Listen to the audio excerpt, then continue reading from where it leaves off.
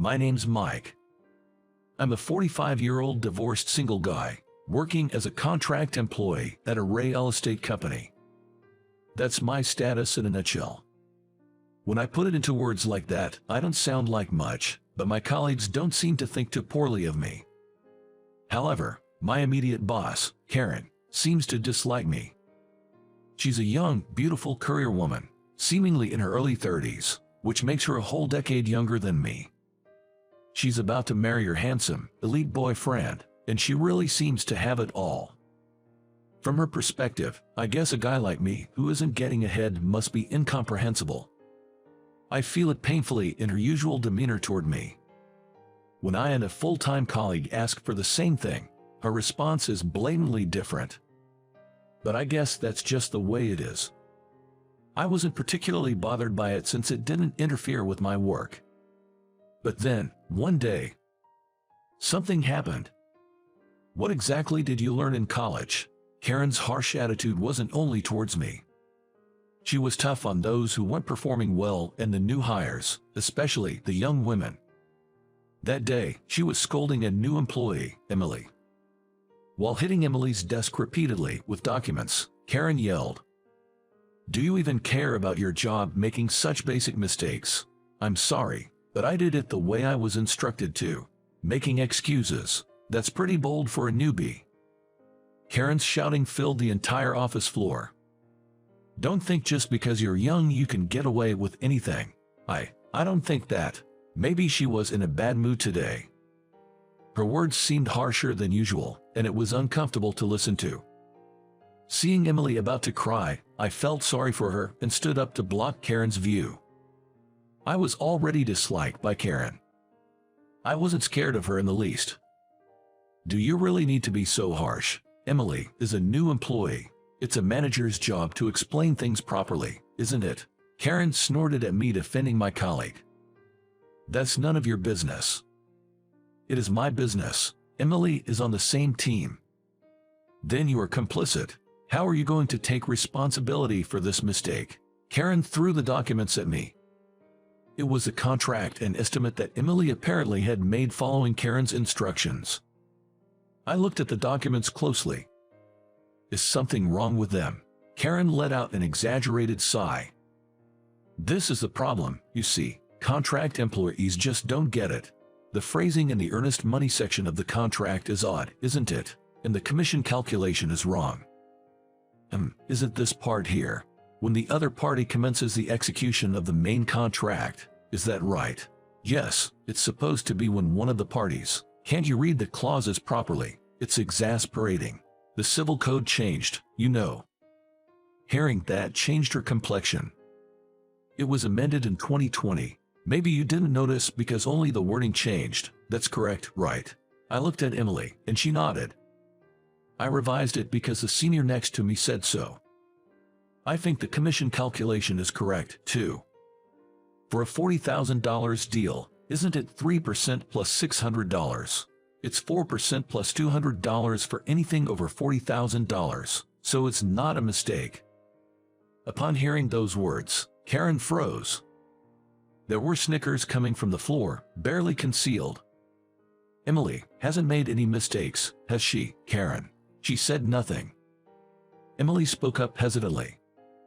I'm really okay, so, what do you mean it's okay? Are you trying to show you're not mad?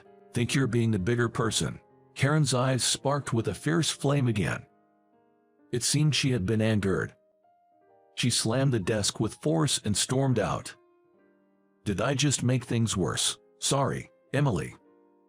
No, thank you for standing up for me. She got a bit of a telling off, but hopefully, that's the end of it. But it wasn't. Being corrected in front of everyone seemed to have really gotten under her skin. The next day, the subtle harassment started. It wasn't anything overt, just petty stuff that even high school girls wouldn't bother with. My chair was adjusted to its lowest setting. Tissues disappeared from my desk. My computer wallpaper was randomly changed, and I was somehow left off the happy hour attendance list. Each incident was trivial and didn't affect my work, but the accumulation made me jittery about what might come next. I wanted to yell, "Grow up!" But the antagonist was a much younger woman who also happened to be my boss. I hesitated, of course. Today, I found mustard smeared inside the rim of my mug. If Emily hadn't made my tea and warned me it's a yellow mug, I would have had a mouthful. That was a close call.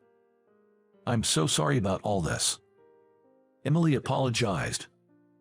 If you hadn't defended me that time, you wouldn't be going through this. It's my fault. She looked down, on the verge of tears. It's not your fault at all. In a way, it's for the best. I've never liked Karen's tyrannical ways, and I couldn't stand to watch a young person being yelled at for no good reason. I just couldn't ignore it. It's just some self-satisfaction for this old man, so don't you worry about it. I tried to play it cool in my own way. Emily looked surprised for a moment but then smiled. You're a good person, Mike. I'm often told I'm too accommodating. I said in a joking tone, and she gave a small laugh, looking into my eyes. From then on, Emily and I talked a lot. Despite the age difference, we clicked oddly well as the underdogs at work. Emily really is a good kid.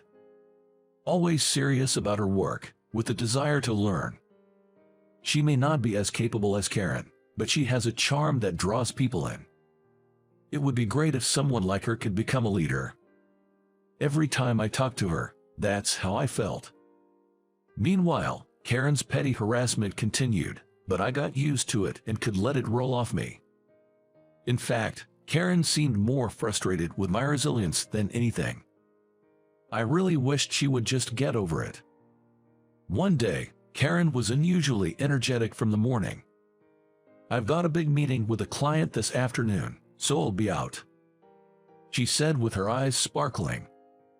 I heard from a colleague that it was a big deal with the president coming in, and if the contract went through, it would mean big profits. It was a surefire promotion for Karen, so it made sense she was all in. Her personality might be problematic, but her professional skills were solid. There shouldn't be any issues. We sent her off with our best wishes. A few hours after Karen left, she contacted me. Hey Mike, can you come over here right now? What? Where are you at the moment, Karen? I'm at AB Construction, our business negotiation partner. Get over here now. Karen's voice was full of irritation, and with those words, the call ended. AB Construction is Karen's business negotiation partner.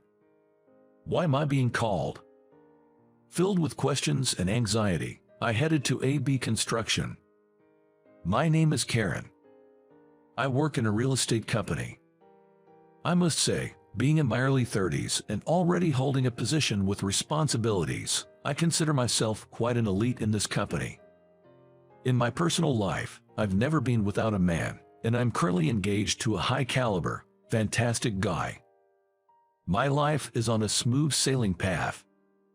The only shadow cast is perhaps by my subordinates, especially a man named Mike. He's the biggest issue. At 45, he's still a contract employee and single. He's apparently divorced, and I'm sure it's because he was the problem. His work isn't bad, but he lacks initiative. Yet, he has the nerve to give me, of all people, advice and criticism.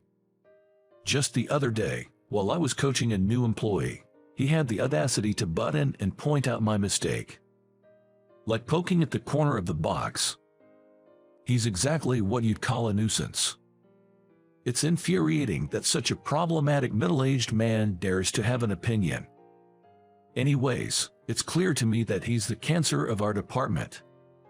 Yet, do you have an employee named Mike? The president of AB Construction, our mega project partner, mentioned his name out of the blue. I couldn't hide my surprise. Yes, he's a contract worker, but what about him? That contract worker, Mike. The president said with a smile and a nod. He helped out a lot with a previous real estate contract. I hear from my staff. They say he's quite capable. That's why I want him on this project. I was astonished. This must be what they call a bolt from the blue. But he's just a contract worker. It doesn't matter, does it? He works the same hours, and if he's capable, his position isn't an issue. True, you're right, but I desperately racked my brain.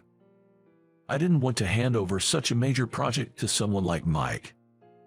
Besides, it's unthinkable for me, the manager, not to handle it and leave it to a mere contract worker. I tried everything to make him reconsider using Mike. I might have exaggerated a bit, but it was mostly the truth. If the president could understand that he's not the right person for this project, that would be enough. I should be the only one in charge of this project. Thanks for telling me so much about him. Anyway, could you call Mike for me? The president didn't take my side. Reluctantly, I decided to call Mike. Arriving at AB Construction, I was led to a conference room. What could possibly be the reason for me being called? I've helped with some work related to AB Construction before, but there were no issues, as far as I remember. No complaints, and I haven't messed up anything. With questions and anxiety, I knocked on the conference room door. It's Mike. Come in. As I nervously opened the door, I locked eyes with Karen, my boss, who had a stern look on her face. I hesitated, then turned to greet the president of AB Construction. I couldn't help but exclaim out loud. The man sitting in front of me, dressed in a sharp black suit, was someone I knew. The president smiled warmly and said, "I thought it was you. Long time no see, Mike." Alex. What? Sitting there was my ex-wife's brother, Alex. I remembered hearing that he worked in construction, but I never imagined he'd be the president, especially of such a major company. It's been a while since you and my sister split up. I was worried you had fallen ill. I was surprised to see your name. Glad to see you're doing well. Are you completely recovered? Yes, about 2 years ago. Alex was smiling, but Karen still had a look of fear. What's this all about? Just as you heard, he's my sister's ex-husband. Wait, I don't think it's appropriate to put him in charge just because he's your former brother-in-law. No, it's a coincidence. I named him because my staff told me he was skilled. Only after did I realize it was him, and I was quite surprised myself. But as I said before, even if he's skilled, he's just a contract worker. I can't imagine such a middle-aged man handling a big job. Maybe he's the reason your sister divorced him. Karen was getting agitated. Alex sighed deeply and looked at her. Look, whether someone is a contractor or a full-time employee doesn't dictate their ability to work, nor is it your place to speculate about the cause of their divorce. Karen fell silent, obviously frustrated. The things you were saying about him earlier were pretty harsh. A person who spreads false rumors and speaks ill cannot be trusted. I can't work with you. What? Karen, I'm sorry, but you're off the project. Her face turned pale. She looked like she was about to collapse, the blood draining from her face. Please wait, sir. This was probably her first stumble. Karen tried to defend herself, but Alex was cold. From here on, I'll discuss with Mike. You can leave. She left the room, looking defeated. I had never seen Karen with such an expression before. Afterward, Alex and I talked about many things, not just work. About what happened after my ex-wife and I divorced. We separated when I fell seriously ill. I had received a terminal diagnosis and didn't think I had long left. I couldn't bear to have her waste her youth on me. Luckily, we didn't have any children, and I convinced her to leave, though she was reluctant. It was a relief for me too, honestly. Eventually, I went into remission, and here I am, though I've gotten older. Being a contract employee is partly due to my circumstances. How's Jessica doing now? Well, sadly, she's in the hospital right now. What? Since the divorce, I hadn't seen her. I was too consumed with my own illness to think of anything else. I was taken aback by Alex's words. Can I visit her in the hospital? When I asked Alex, he smiled sadly and said, My sister, she doesn't really remember much. What? Alex explained that after our divorce, My ex-wife had an accident, hit her head badly, and ended up with memory issues. She hardly remembers anyone except her parents and brother, with just a faint memory of time spent with her family. It might just be painful for you to see her. Despite his warning, I promised to visit her in the hospital the following Sunday. After wrapping up the business talk, I left AB Construction. On the train ride back to the office, I dreaded the potential backlash from Karen, but I was glad to have reconnected with my brother-in-law and to know that the acquisition of the major project was a result of my past work, unrelated to that reunion. Then, a few months later, I received the President's Award for securing the major deal and was promoted from a contract worker to a full-time employee, taking on a managerial position. My subordinate, Emily, has been excelling under my guidance and is now working vigorously. Karen, having been quite shaken by that day's events, surprisingly left the company. I heard a rumor that her fiancé broke it off and she became distrustful. People say that she's now living like a recluse at her parents' house. Oh, look at the time. I need to hurry and buy a cake for Jessica. Now, on my days off, I regularly visit the hospital. Not for my health. To see my ex-wife, who's admitted there. Of course, with her lost memory, she doesn't recognize me or recall the past when she sees my face. So now, I'm getting to know her all over again, this time as a friend. We get along well, just as we did when we were married. I've regained my health and secured a stable job. Now, I'm in a position to take care of her. Life is just beginning. I hurried to Jessica, imagining her enjoying the cake.